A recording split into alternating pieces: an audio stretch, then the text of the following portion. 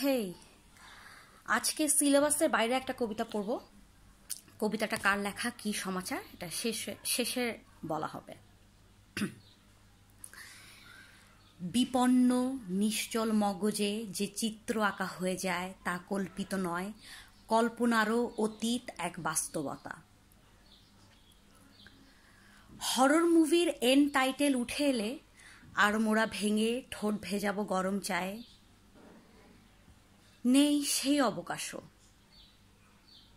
তবে নিয়ম করে পান করা ভয়ার্ত আর ভীষণ তাপমাখা রঙিন চা থেকে সুবাসিত আদার ঝাঁজ আরও বিপন্নতার ঝড় তোলে মগজে, যে মগজ অসহায় দৃষ্টিতে স্থির হয় নিয়মিত বাগাড়ম্বর আর দাতাল শেয়ালের আস্ফালনে।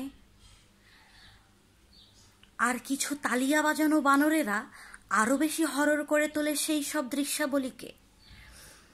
এই সব দেখাতেই আমাদের জানা হয়ে যায় যে বন্ধনী উঠে এসেছে আজ আমাদের মুখে আর মুষ্টিতে, তাই রয়ে যাবে সবচেয়ে সত্য হয়ে অন্ধকার এক বাস্তবতায় ও মগজের নিশ্চল বিপন্নতায়।